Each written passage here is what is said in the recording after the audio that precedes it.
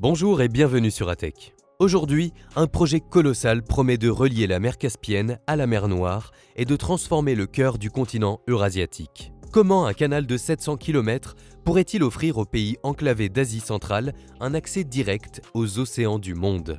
Pourquoi la Russie, le Kazakhstan et potentiellement la Chine voient-ils dans ce projet une arme géopolitique autant qu'un corridor commercial? Et enfin, quels défis techniques, financiers et environnementaux pourraient faire basculer le canal Eurasia durant de rêves stratégiques à celui de réalité historique? Au niveau de Suez ou Panama, plongeons dans les coulisses de ce méga-projet suspendu entre ambition et incertitude. Au cœur de ce projet se trouve une contrainte simple et millénaire. La mer Caspienne est un gigantesque cul-de-sac. Cette mer fermée, partagée entre la Russie, le Kazakhstan, l'Iran, l'Azerbaïdjan et le Turkménistan, concentre d'énormes réserves de pétrole, de gaz et de céréales, mais n'a aucun débouché naturel vers les océans du monde. Historiquement, la seule liaison maritime fonctionnelle pour le transit intercontinental passe par le canal Volga-Don, mis en service au début des années 1950 sous l'URSS. Long d'un peu plus de 100 km et équipé de 13 écluses, ce corridor fluvial accuse désormais le poids des ans et des gabarits modernes. Il ne permet le passage que de navires d'environ 5000 tonnes, avec un tirant d'eau limité à 3,5 mètres. Cette capacité restreinte en a fait un goulet d'étranglement. Un trafic lent, une navigation strictement saisonnière et une limite sévère aux ambitions d'exportation. Pour les exportateurs de blé kazakh ou les producteurs d'hydrocarbures de la Caspienne, chaque tonne expédiée dépend d'accords de transit et d'infrastructures sur lesquels ils n'ont qu'un contrôle partiel. C'est en réponse à cette dépendance et à cette limite physique qu'émerge, au début des années 2000, l'idée d'un nouveau corridor, le canal Eurasia. Le tracé proposé suit la dépression géologique Kouma-Manik, un long couloir naturel qui relie la basse vallée du Don à la région de la Caspienne et qui sert déjà de support à une chaîne de lacs et de réservoirs. En 2007, le président kazakh Nursultan Nazarbayev présente officiellement à la Russie le projet d'un canal en eau profonde d'environ 700 km. L'ambition est claire, le nouveau canal serait dimensionné pour accueillir des navires de 10 000 à 15 000 tonnes, avec une profondeur envisagée autour de 6,5 à 7 mètres. L'objectif n'est rien de moins que de multiplier par près de 3 la capacité de transit par rapport au Volga-Don et de hisser ce futur corridor au rang des grandes routes maritimes de la planète, offrant au port de la Caspienne un accès direct à la mer Noire, puis via les détroits turcs à la Méditerranée et aux océans. Derrière la technique, cette entreprise dessine une vision géopolitique qui restructure l'échiquier eurasiatique. Pour le Kazakhstan, pays immense et dépourvu d'accès aux mers chaudes, ce canal est synonyme d'émancipation stratégique. Il permettrait d'exporter blé, pétrole et minerais sans dépendre des réseaux russes, caucasiens ou iraniens, garantissant une diversification vitale des voies de commerce.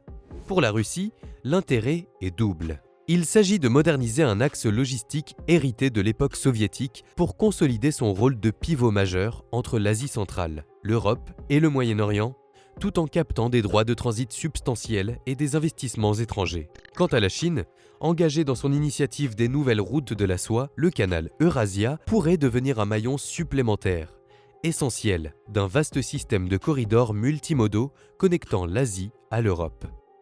Des sources spécialisées évoquent des discussions où Pékin apparaîtrait comme un candidat naturel pour financer et construire une partie du projet, capitalisant sur son expérience sur de grands chantiers hydrauliques internationaux. En arrière-plan, l'enjeu structurel est l'anticipation. Dans un monde où les corridors terrestres et maritimes se recomposent sous l'effet des sanctions, des conflits et des crises logistiques, la capacité à contourner les points de passage saturés ou vulnérables devient un atout décisif de la souveraineté économique et de la projection de puissance. Sur le plan de l'ingénierie, le canal Eurasia s'annonce comme un chantier titanesque, comparable en échelle et en complexité aux défis relevés par le canal de Suez ou de Panama. Les études préliminaires évoquent la nécessité d'excaver des millions de mètres cubes de terre pour transformer une dépression semi-aride en une artère navigable continue.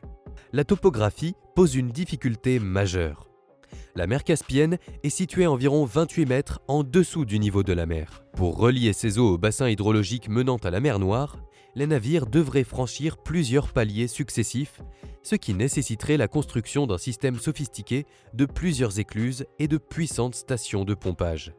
Ces ouvrages hydrauliques complexes devraient non seulement garantir le passage des navires, mais aussi, et c'est crucial, préserver l'équilibre des ressources en eau des régions traversées, particulièrement arides.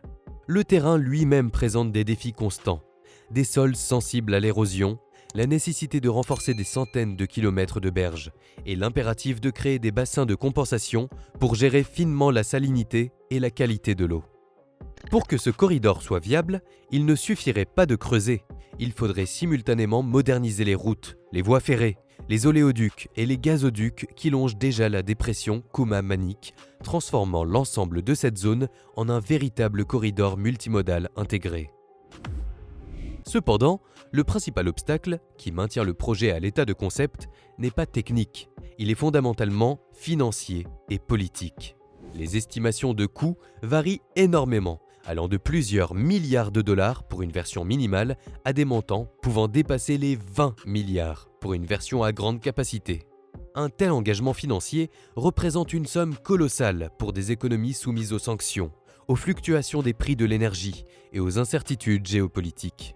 Malgré l'intérêt récurrent affiché par Moscou et Astana, qui ont mis en place des groupes de travail conjoints et commandé des études de faisabilité, aucun feu vert définitif n'a été donné. La principale pierre d'achoppement réside dans l'absence d'un modèle économique solidement accepté par tous les acteurs.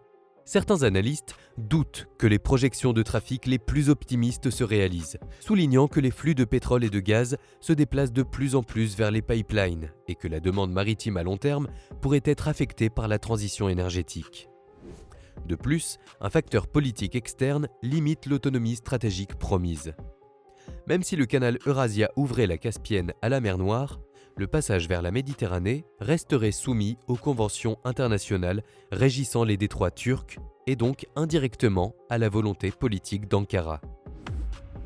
Aux incertitudes économiques s'ajoutent de sérieuses préoccupations environnementales qui pourraient avoir des conséquences irréversibles.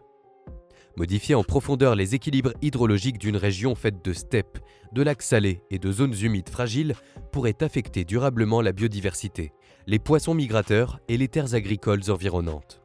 Des chercheurs mettent en garde contre des risques d'une salinisation accrue des sols et des nappes phréatiques, ainsi que la perturbation d'écosystèmes déjà soumis à la pression du changement climatique. La gestion de l'eau est cruciale. Si les échanges d'eau entre bassins viennent modifier les niveaux et la composition chimique des lacs et rivières du couloir Kouma-Manik, la dégradation écologique pourrait être importante. Les promoteurs du projet évoquent des dispositifs de compensation, mais reconnaissent que les impacts à long terme sont difficiles à anticiper. Enfin, le canal Eurasia crispe le jeu régional. Certains voisins craignent de voir la Russie renforcer son contrôle sur les routes maritimes de la Caspienne et de la mer d'Azov. Ce projet s'inscrit dans une véritable partie de corridor, où chaque tracé de voie ferrée, d'oléoduc ou de canal concurrent devient un instrument d'influence économique et de rapprochement politique. En 2025, le canal Eurasia demeure au stade d'idées structurées et de paramétrage technique. S'il voyait le jour, la construction s'étalerait sur une décennie au minimum, repoussant l'éventuelle mise en service vers la fin des années 2030 ou au-delà. D'ici là, le projet reste un miroir des tensions de notre époque, entre l'ouverture et le contrôle, entre les infrastructures colossales et un environnement fragile, entre la promesse d'une nouvelle prospérité et le risque de choix irréversibles. Voilà ce qui conclut ce décryptage. Merci d'avoir suivi jusqu'au bout. Si la vidéo vous a plu, n'hésitez pas à laisser un like et à nous dire en commentaire votre avis sur cette situation. De nouveaux épisodes arrivent bientôt, alors n'oubliez pas de vous abonner à la chaîne et à activer la cloche pour ne rien manquer. À très bientôt.